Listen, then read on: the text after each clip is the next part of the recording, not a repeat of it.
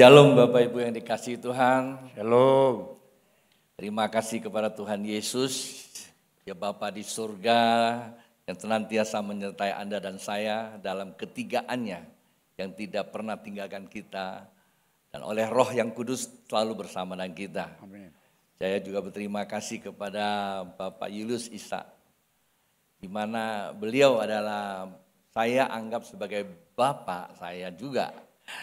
Saya masih ingat 33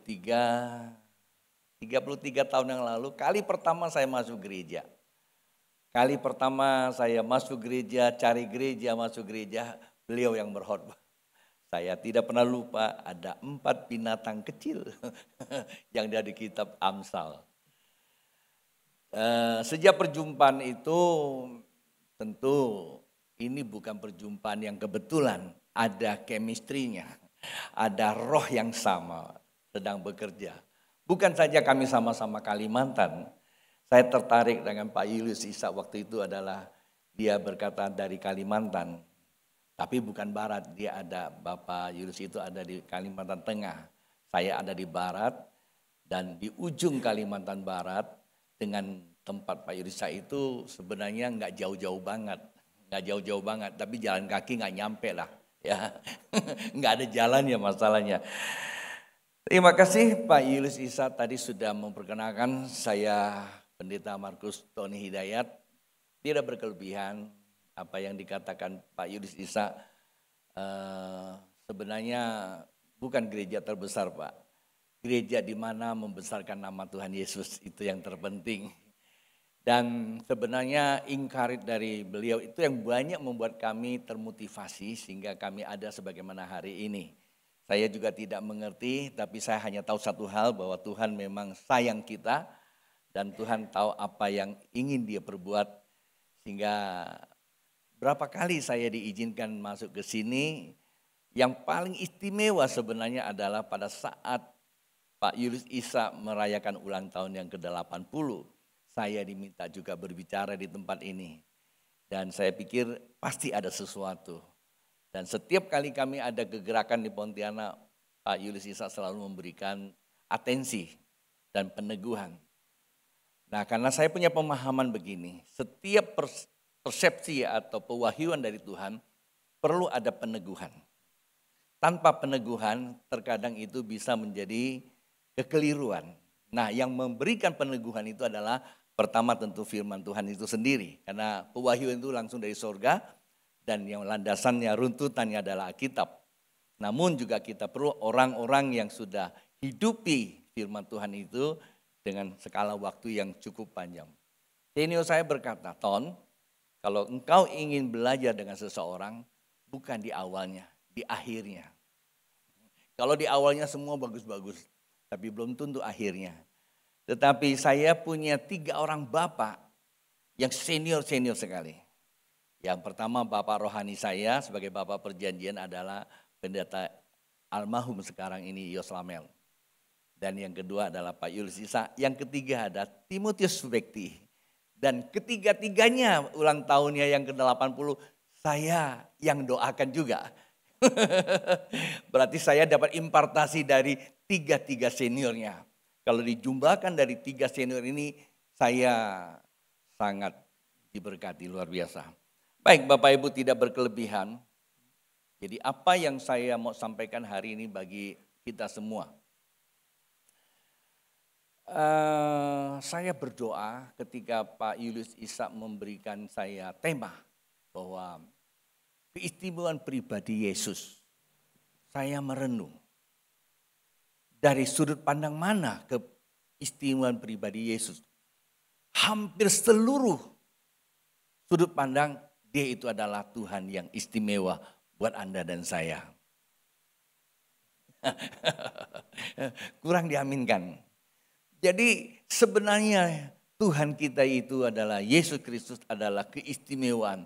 Saya berdoa, Tuhan kalau memang itu yang menjadi kehendak-Mu untuk di jemaat di Tasikmalaya ini, tunjukkan saya apa yang saya mesti sampaikan. Saya sendiri jadi bingung. Berdoa terus sepanjang beberapa minggu sampai semalam saya masih terus bergumul topik apa. teksnya apa, dan bahasanya apa, Sampai pagi tadi saya dapat konfirmasi. Jadi hari ini saya tidak khotbah satu teks, saya akan bicara dengan 3 bagian sudut pandang dari Alkitab pagi, siang, dan sore. Dan kesemuanya muaranya adalah maksud kehendak ilahinya Tuhan. Nah, yang pagi ini adalah saya ambil dari sudut pandang seorang rasul, yaitu Rasul Paulus, tentang keistimewaan Tuhan Yesus itu sendiri. Bapak Ibu sudah siap untuk mengikutinya? Puji Tuhan. Efesus pasal yang kelima ayat 14 berkata seperti ini. Saya mulai dari ayat 14. Efesus pasal yang kelima, saya mulai dari ayat 14. Itulah sebabnya dikatakan, bangunlah hai kamu yang tidur dan bangkitlah dari antara orang mati. Dan Kristus akan bercahaya atas kamu. Ayat 15, karena itu perhatikanlah dengan seksama bagaimana kamu hidup. Janganlah seperti orang bebal, tetapi seperti orang arif. Dan pergunakanlah waktu yang ada, karena hari-hari ini adalah jahat. Sebab itu janganlah kamu bodoh, tetapi usahakanlah supaya kamu mengerti kehendak Tuhan. Janganlah kamu mabuk oleh anggur, karena anggur menimbulkan hawa nafsu, tetapi hendaklah kamu penuh dengan roh. Apa yang menarik buat kita untuk simak tentang keistimewaan Tuhan Yesus? Saya temukan ada 3 bagian dalam pembahasan hari ini menunjukkan keistimewaan Tuhan Yesus itu udah pasti, mutlak. Dan tidak bisa kita tak-katik lagi. Bulat. Jadi katakan holistik. Tetapi yang pertanyaannya adalah bagaimana Anda dan saya sebagai pewaris kerajaan Allah. Di dalam Kristus kita diwariskan kerajaan Allah yang dijanjikan kepada Abraham tersebut. Kita bisa bicara tentang Yesus itu istimewa. Memang dia istimewa. Kita bisa bicara Yesus itu luar biasa. Memang dia luar biasa. Tanpa kita bicara pun dia tetap adalah Allah yang luar biasa. Kurang diaminkan, tidak apa-apa. Baik Bapak Ibu, 3 bagian yang harus kita simak baik-baik. Dari pembacaan ini yang pertama saya temukan di situ dikatakan, hai bangunlah dan bangkitlah. Nah ini bagian yang pertama yang harus kita simak baik-baik.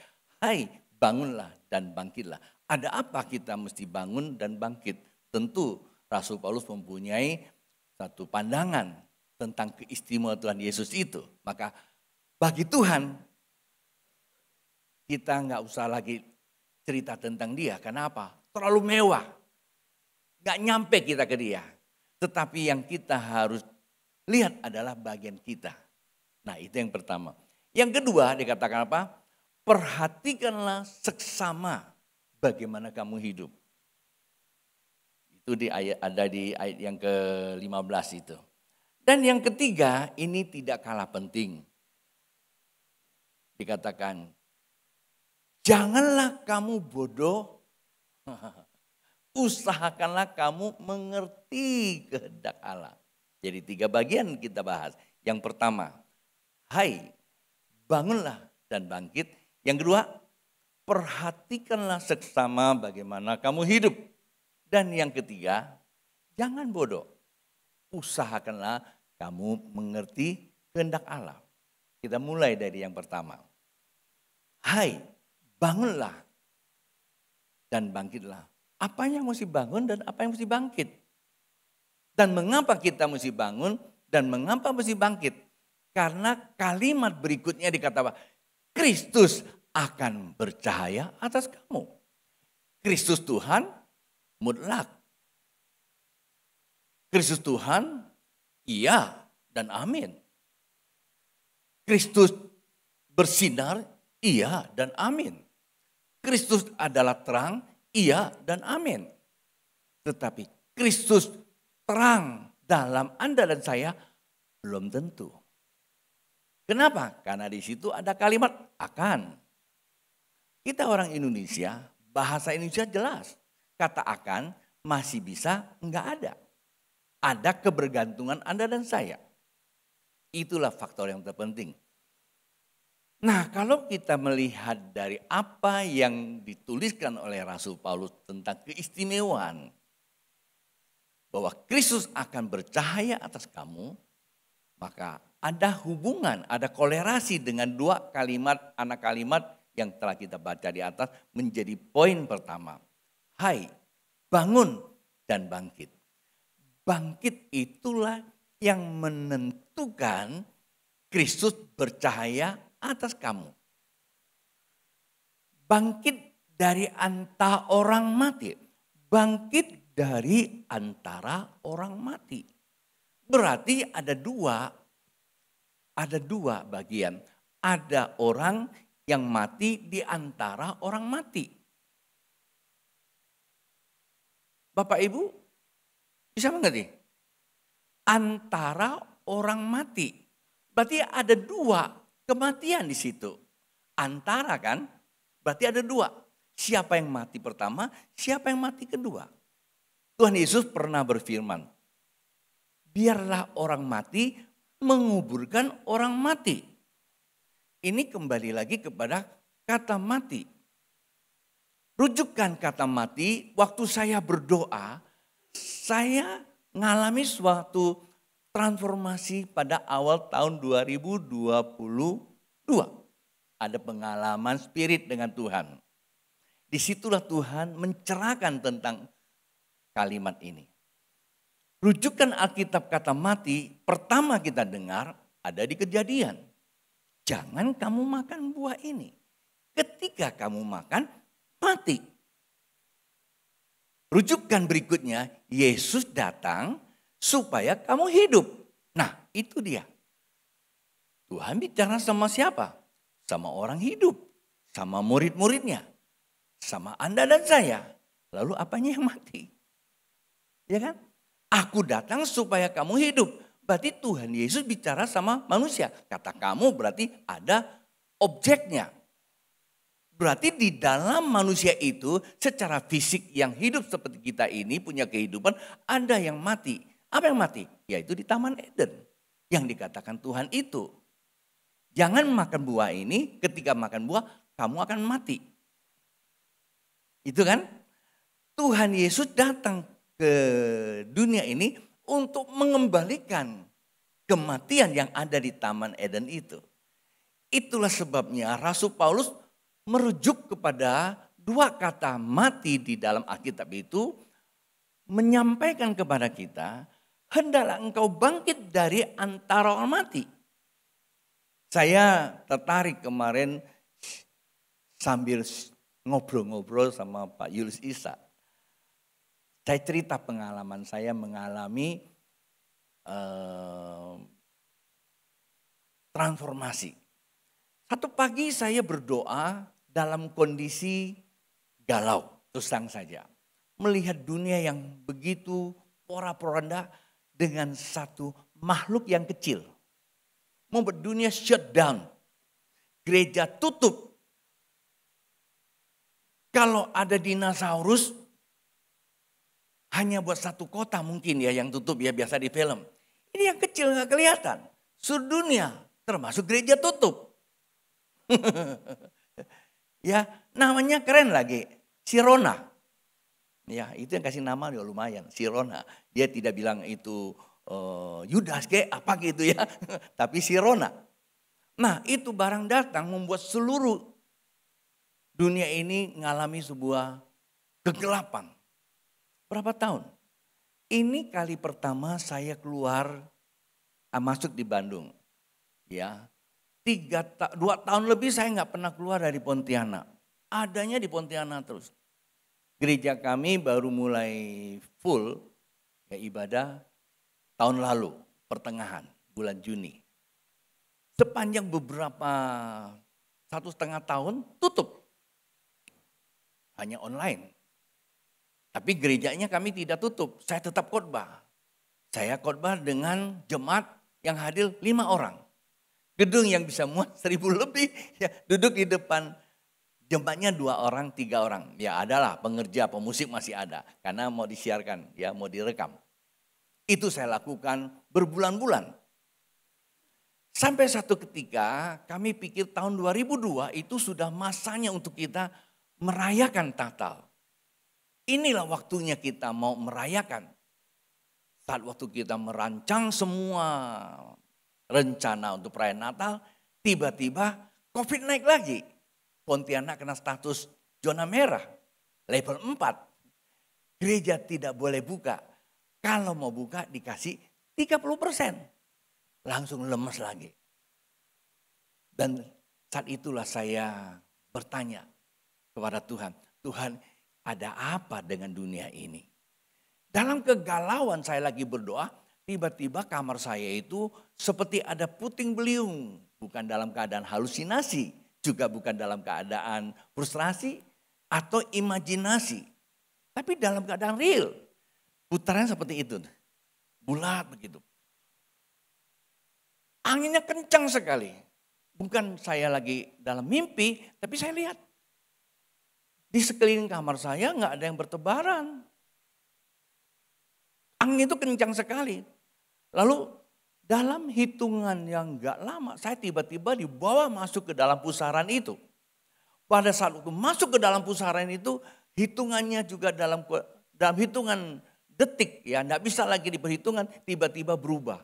Saya melihat diri saya, itu tidak ada lagi daging, kayak kaca aja, tembus pandang. Saya tidak bisa lihat lagi ruangan di mana saya berada, yang saya lihat cuma hanya putaran itu aja. Dalam kondisi seperti itu, saya lihat salib. Salibnya panjang sekali. Suara itu lembut sekali. Kalau ada orang cerita melihat Yesus, lalu digambarkannya wajahnya, saya mau berterus terang, saya nggak mau mendramatisasi seperti itu. Saya nggak lihat gambaran Yesus seperti itu. Saya cuma dengan suara berbisik aja di hati saya. Ambil itu salib. Dan salib begitu panjang, bagaimana saya ambil? Waktu saya mau ambil, tiba-tiba berubah menjadi kunci. Tuhan bilang, bukalah pintu kerajaan Allah. Saya belum sempat berpikir, sudah berubah. Dan saya dibawa ke suatu ruangan yang belum pernah saya nikmati semasa hidup. Hening sekali. Rasa-rasanya gak kepengen balik. Indah sekali. Dan Tuhan tanya sama saya, inilah duniaku. Tuhan bilang sama saya, inilah duniaku. Lalu bertanya kepada saya, apa yang kamu mau dari aku? Pak Bu, pada saat itu full time saya ada 40 orang. Semua perlu makan. Satpam saya 24 jam perlu makan. Walaupun cuma 45 orang hadir gereja, kalau dinyalakan genset itu perlu biaya. Hampir semua perlu biaya. Sementara 1 tahun lebih jemaat pura-puranda. Dari mana biaya itu? Kira-kira kalau Tuhan ngomong seperti itu, apa yang ada dalam pikiran Bapak Ibu? Karena saya diberi kesempatan untuk minta.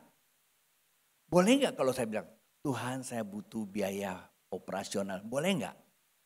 Ya boleh lah, nggak dosa ya.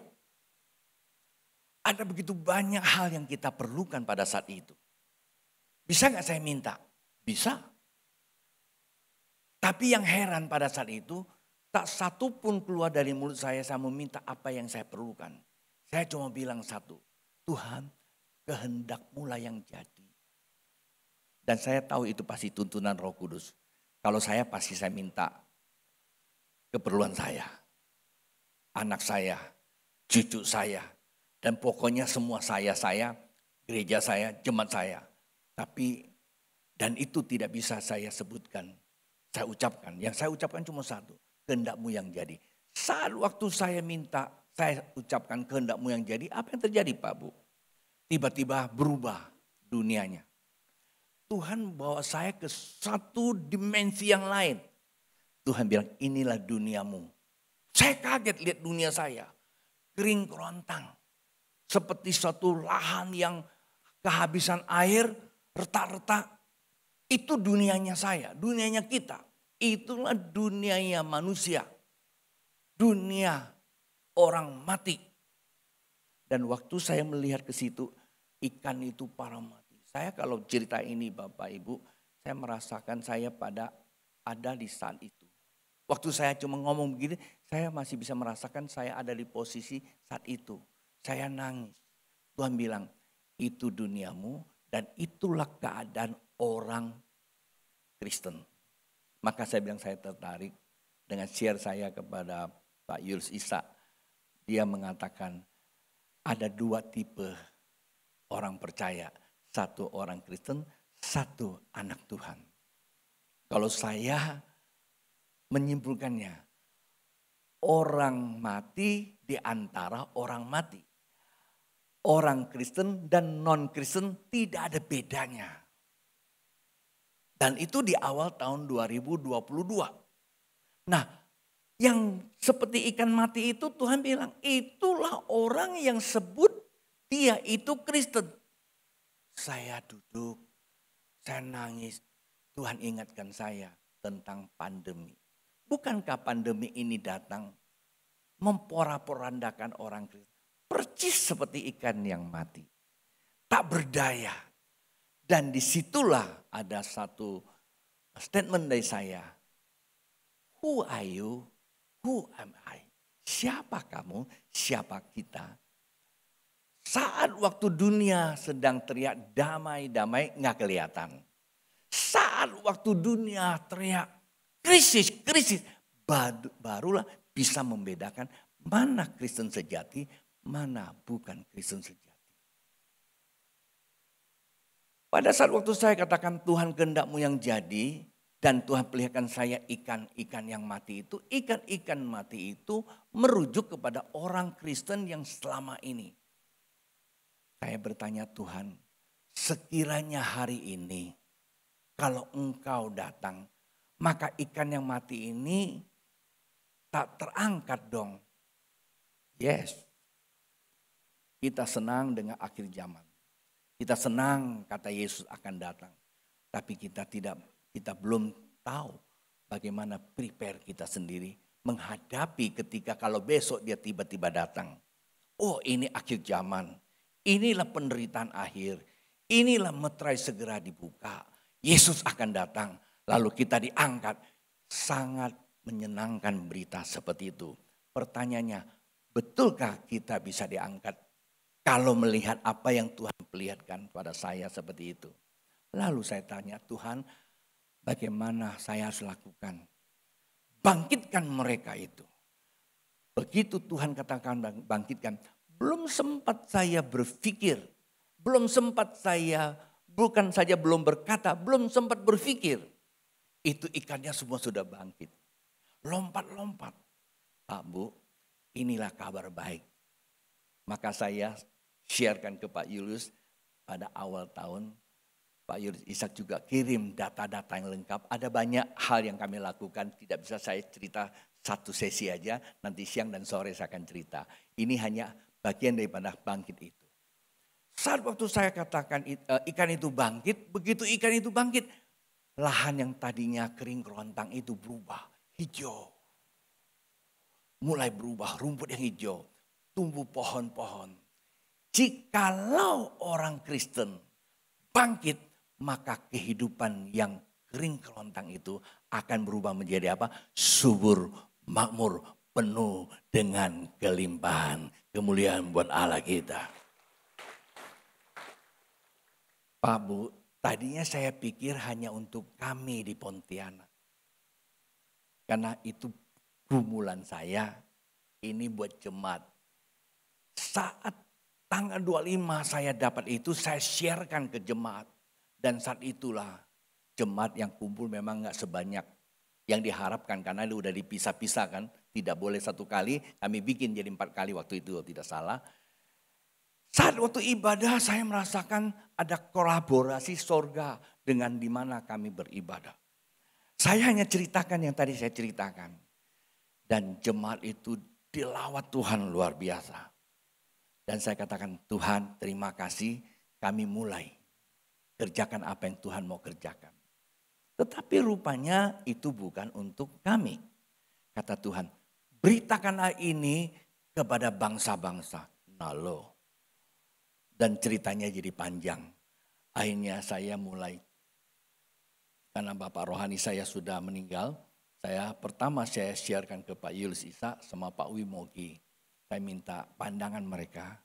Lalu saya mendapatkan peneguhan, saya mulai kumpulkan semua pendeta di Kalbar pertama. Ngadakan deklarasi untuk Indonesia di titik nol dunia khatulistiwa. Dan akhirnya kita ke IKN.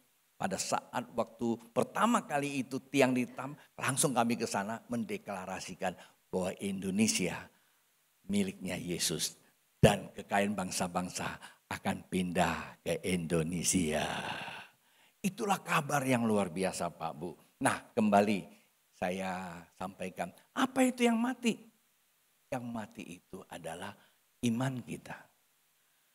Saya suka dengar kata orang rohnya mati. Tetapi pada saat itu Tuhan bilang imanmu mati. Kekristenan ini sudah terserongkan selama ini oleh pengajaran-pengajaran yang campur aduk antara dunia dan rohani. Kita sulit membedakan mana dunia, mana rohani. Hampir sama. Nah, cara mendeteksinya adalah bagaimana kedalaman hati kita. Deeper in love.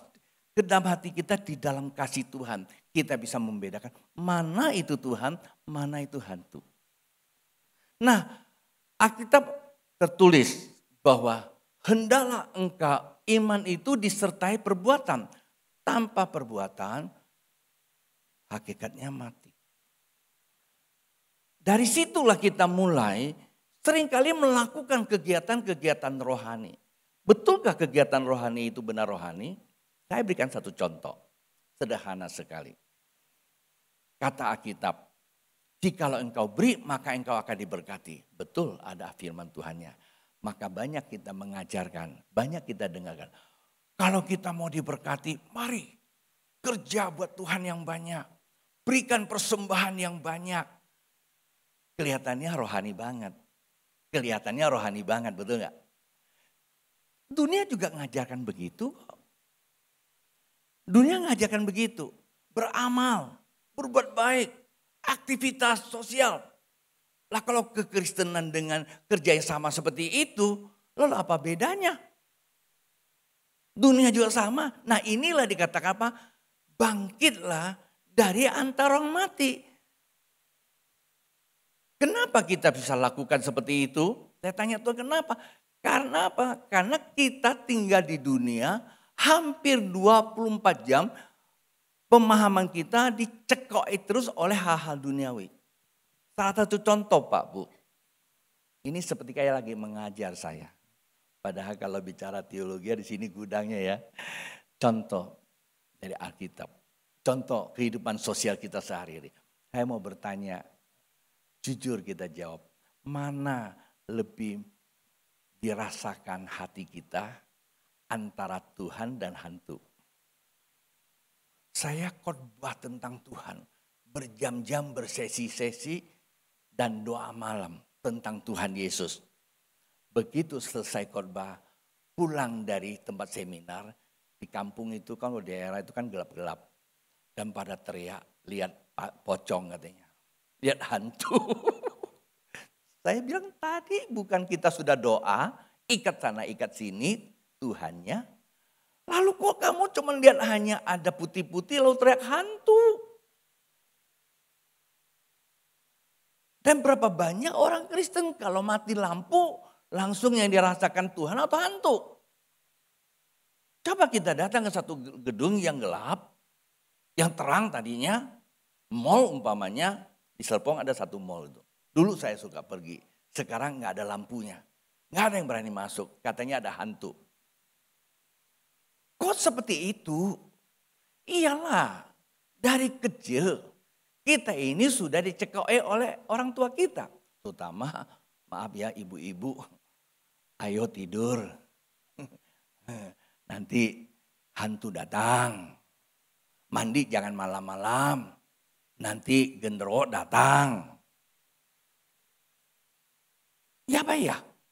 Dan sampai besar, ini salah satu contoh. Karena hal-hal yang kita ajarkan. Nah demikian jugalah di dalam aktivitas sosial kita. Terlalu banyak tiru dunia. Gereja sama. Dunia sedang buat apa, kita buat apa. Saya share sama Pak Yulis Isa. Sewaktu kami ke Hillsong di Istiqlal, hadir 30 ribuan hamba-hamba Tuhan. Wah luar biasa. Tuhan hadir maka begitu banyak datang. Tapi nggak jauh dari sana ada stadium lain. Hadir 60 ribuan.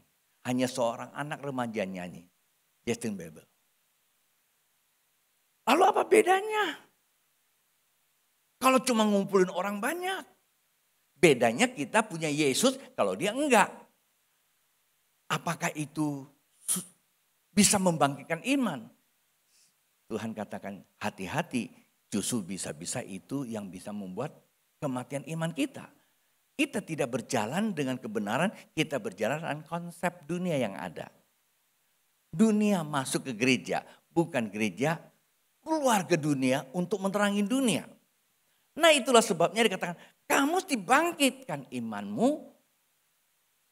kembali kepada Kristus, supaya Kristus bercahaya dalam hidupmu. Sehingga hidupmu bercahaya bagi kehidupan. Itu yang pertama. Bapak Ibu, iman kita mesti dibangkitkan kembali. Bagaimana cara membangkitkan iman kita? Rujukannya anak yang terhilang. Apa yang kurang? Anak yang terhilang. Kurangnya cuma satu, kurang ajar dia. Bapaknya belum mati, dia sudah minta kehwenya. Pada saat manusia merencanakan keinginan, kehendaknya, disitulah keluar dari kehendak Allah. Apa yang mati? Jaminan, perlindungan, hak daripada hidupnya itu yang mati. Sehingga anak yang terhilang hidup dalam penderitaan. Bayangkan Pak Bu, bukan saja makan babi, masih enak kalau makan daging babi. Ampas babinya saja tidak didapatkan. Tapi di dalam penderitaan manusia, ya saya katakan bahwa percaya Kristus itu luar biasa. Istimewa Kristus di dalam hidup kita. Percaya sama dia ada keistimewaan. Walaupun kita tidak setia, walaupun kita sudah keluar jauh. Tapi dia Tuhan setia selalu merengkuh kerapuhan kita. Ada amin? Nah anak yang terhilang dalam kondisi tak berdaya. Apakah anak yang terhilang itu tiba-tiba sadar? Bukan tiba-tiba dia sadar. Tetapi karena ada tali kasih yang punya energi. Puasa terus bekerja. Mengingatkan. Membuat dia sadar. Di rumah Bapak banyak makanan. Kenapa aku mesti mati? Di sini kelaparan. Itulah kata mati. Artinya apa? Kematian hubungan sama Bapa di sorga, ini bukan bicara mati fisik, bicara tentang jaminan kehidupan itu. Sekarang maupun akan datang. Ketika dia sadar, dia katakan, aku akan bangkit. Bangkit balik kepada Bapa. Dan saat itu dia datang kepada Bapa. Bangkit kepada Bapa. Dia datang kepada Bapa. Kalau kita baca dalam kitab Lukas pasal yang 15, ya tidak usah dibuka. Semua tahulah cerita tentang anak hilang. Dia sadar keadaannya, dia datang kepada Bapak. Bapak, saya katakan, touching pada hati, sentuh hati Bapak. Dan Bapak tidak memberikan penghakiman. Hati Bapak tergerak dengan belas kasihan. Tangan terbuka, dia merengkuh kerapuhan anak yang terhilang itu. Dan dia berkata, anak yang terhilang, Bapak aku telah berdosa kepada Bapak dan sorga. Dan saat itulah status anaknya dikembalikan, dikenakan jubah.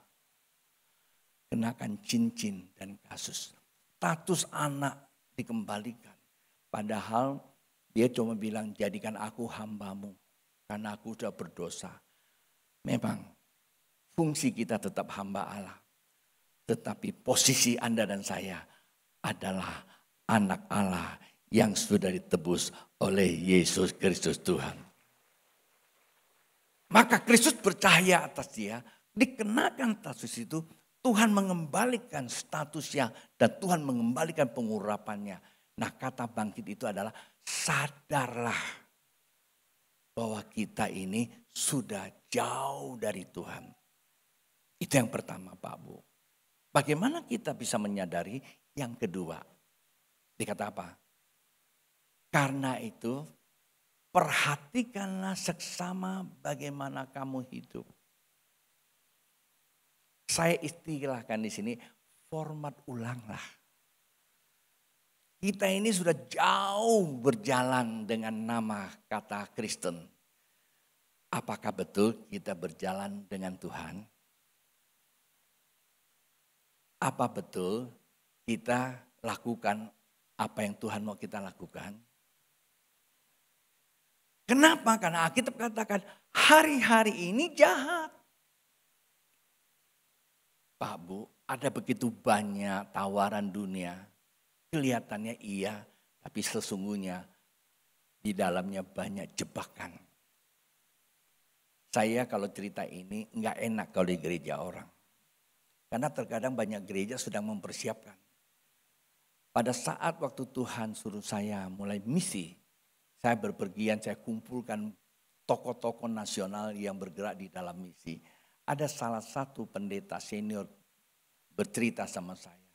Pastor Tony, ada satu gereja menyediakan dana ratusan miliar. Bukan juta, ratusan miliar. Ngapain? Sedang merencanakan sebuah ibadah digital. Saya tidak sebut gereja di mana. Apa iya? Loh saya kan sampai hari ini usia saya sudah sampai 80, saya hamba Tuhan. Kalau Anda masuk ke gereja itu udah persis masuk ke sorga. Walaupun belum di sorga. Karena suasana di dalam dengan digital system, dengan medianya. Anda begitu masuk, Anda berjumpa dengan pokoknya semua makhluk sorgawi lah. Seperti itu. Dan sekarang ini banyak orang sedang ke sana. Dan saya mau katakan kepada kita. Ada begitu banyak tawaran-tawaran dunia yang mudah membawa kita keluar. Itu dikatakan bahwa hari-hari ini jahat. Media itu nggak jahat sebenarnya. Media itu adalah sarana. Tetapi kalau hati kita sudah dikuasai si jahat, maka media itu membawa kita kepada kejahatan. Ada begitu banyak hal-hal yang di dunia tawarkan. Cenderung membawa kita, maka kita mari format ulang hidup kita. Hari ini saya sedang berbicara dengan orang Kristen. Bagaimana hidup kita hari-hari ini? Apakah kita sudah betul sesuai dengan firman Tuhan? Karena hari-hari ini jahat. Apa yang jahat sih? Kalau kita mengacu kepada 1 Yohanes pasal yang kelima ayat 19. Bahwa iblis datang menguasai seluruh sendi kehidupan. Dia menguasai di wilayah pemerintahan, di wilayah sosial, di wilayah kesehatan, di wilayah sains, di wilayah mana lagi? Di wilayah olahraga, semua dikuasai sama dia. Olahraga sebenarnya bagus, tetapi olahraga syarat dengan apa? Perjudian. Kesehatan memang bagus, tapi cenderung kesehatan itu adalah hal-hal terselip di dalamnya. Itulah dikatakan Yohanes bahwa iblis sudah menguasai seluruh kehidupan dunia ini. Nah karena itu kita mesti apa? Format ulang. Ya, perhatikanlah seksama kalau kita mau bercahaya. Kristus akan bercahaya atas kita. Batas cahaya itu ditentukan oleh kita sendiri. Kalau kita tidak format ulang, dia bercahaya tapi tidak terang. Ya. Nah, supaya kita bisa jalan terus bersama dengan Tuhan, bisa terus format ulang dan cahaya terus bercahaya. Bagian yang ketiga, itu yang terakhir. Apa itu? Janganlah bodoh. Mengerti apa? Kehendak Allah. Bilang sama samping kiri kananmu. Mengerti kehendak Allah. Bilang, mengerti kehendak Allah. Kalau tidak mengerti kehendak Allah sama dengan apa? Anda yang ngomong loh, bukan saya loh. Ya kan? Coba kita cek kembali. Kita ada bagian mana? bodoh, atau melakukan kehendak Allah. Di Alkitab ada contoh 10 wanita bijak. 5 bodoh, 10 wanita. 5 bodoh, 5 bijak. Lalu kita coba lihat yang bodoh itu apa. Yang bodoh itu punya pelita tapi nggak punya minyak. Pak Bu, apa itu pelita? Kalau Alkitab katakan roh manusia adalah pelita Tuhan. Dalam Amsal 22:7 ya. Roh manusia adalah pelita Tuhan. Kalau nggak ada minyak, berarti kan tidak bisa lihat Tuhan, tidak bisa bercahaya toh. Supaya ada minyak, maka perlu mengerti kehendak Allah. Nah, disitulah kata mengerti kehendak Allah supaya kamu penuh dengan apa? Roh Kudus. Ya, ayat 18-nya. Kenapa kita nggak penuh Roh Kudus? Kita nggak mengerti kehendak Allah. Karena kita cuma mengerti kehendak apa? Aku. Penuh dengan apa? Penuh dengan anggur yang membambukan. Kata anggur itu sesuatu yang manis, yang membuat kita jadi mabuk, kehilangan kesadaran. Kehendak Allah itu penuh dengan Roh Kudus. Kalau saya tanya seperti ini, Bapak Ibu pasti akan menjawabnya begini. Sudah, kami sudah dibaptis Roh Kudus. Udah bisa bahasa roh. Saya setuju. Saya aminkan. Di mana-mana pun kalau gereja karismatik kalau bicara Roh Kudus udah nomor 1 lah. Tapi pertanyaannya, buat apa Roh Kudus ada dalam diri kita? Bukankah Alkitab berkata bahwa Roh Kudus akan datang dan memenuhi kamu, kamu akan terima kuasa. Untuk apa kuasa itu?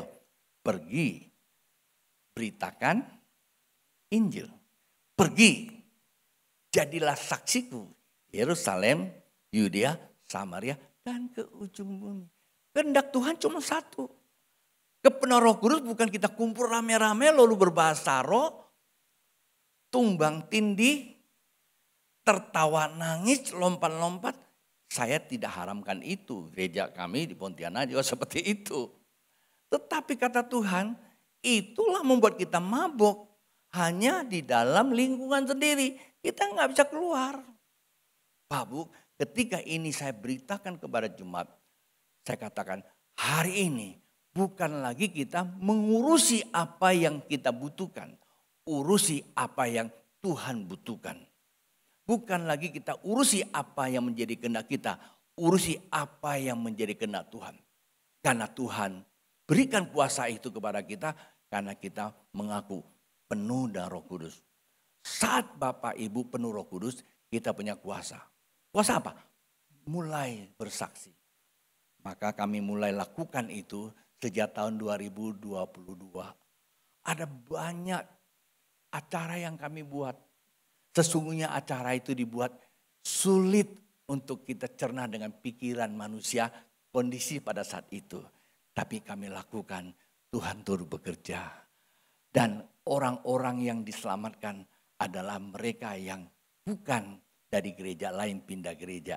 Tapi mereka yang ada di pasar, mereka yang ada di jalan, mereka yang tersesat, mereka itu yang diselamatkan. Lalu kita bikin banyak cara-cara kita buat. Hari-hari kita melihat mereka datang minta dibaptis. Jadi ada terjadi pertukaran. Yang lama menjadi jemaat rebahan, tapi yang baru menjadi jemaat kebangkitan. Saya berdoa GPI Bethel di Tasik bukan lagi jadi jemaat rebahan, tapi jemaat kebangkitan. Kristus bercahaya, nama Tuhan dipermuliakan. Pak Bu, saya hanya men-sharekan dari sudut pandang dari Rasul Paulus tentang keistimewaan Tuhan Yesus. Bahwa dia Tuhan absolut, dia percaya tidak berkekurangan. Kalau Bapak Ibu dengan saya mau bangkit, mau format ulang, lalu mengerti kehendak Allah, percayalah hal yang besar akan terjadi, kesulitan akan terjadi, dan itu pasti akan terjadi. Tapi bukan urusan kita, urusan Tuhan. Urusan kita, kerjakan apa yang Tuhan mau kita kerjakan. Biarlah apa yang kita kerjakan, kita memuliakan Tuhan. Segala persoalan boleh terjadi, yang penting adalah Yesus ada di dalam hidup kita. Maka kita ada hidup, hidup kita bercahaya bagi kehidupan. Haleluya, Amin. Bapak Ibu, saya jemput bangkit berdiri. Saya akan berdoa mengakhiri sesi yang pertama. Dan Tuhan izinkan pengurapan atas kita untuk menikmati di sesi yang kedua. Bapak Ibu, sebelum saya turun, saya akan berdoa untuk Bapak Ibu. Ya, jikalau Bapak Ibu tadi pertama tahu bahwa Yesus itu adalah, keistimewaan pribadi Yesus itu adalah cahaya yang tidak berkekurangan. Kenapa? Karena Yesus itu tidak bisa dibatasi oleh pemahaman kita. Tidak dibatasi oleh keyakinan kita. Saat waktu Bapak Ibu susah, letih, lesu, lelah, hanya panggil saja. Walaupun kita tidak bisa panggil nama Yesus, saya tidak menyarankan Bapak Ibu tidak sebut nama Yesus. Tapi ini pengalaman saya pertama kali saya kenal Tuhan. Saya tidak kenal Yesus. Saya cuma tahu ada Tuhan. Sejak kecil pun saya tahu ada Tuhan. Saya cuma bilang, Tuhan apa salah saya? Dan saat itulah Yesus datang kepada saya. Saya mengalami sebuah perubahan. Lalu beberapa hari kemudian saya berjumpa dengan hamba Tuhan. Tuhan itu absolut, kebenarannya perlu kita pahami. Hamba Tuhan mulai memperkenalkan saya tentang Yesus. Itu yang kedua. Setelah saya mengenal Tuhan Yesus, saya mendapatkan gereja yang membimbing saya sampai dengan hari ini. Dari nol sampai menjadi hamba Tuhan. Saya mau katakan kalau hari ini saya boleh berkhotbah di depan Bapak Ibu. Tidak ada yang istimewa dari saya. Semuanya istimewa dari Yesus Kristus. Sehingga apa yang saya ceritakan keistimewaan dia. Kalau Bapak Ibu memberikan perhatian dan atensi kepada saya tahu Bapak Ibu sudah memberikan atensi kepada dia Sang Ilahi. Mari tangan terbuka, saya berdoa Bapak Ibu.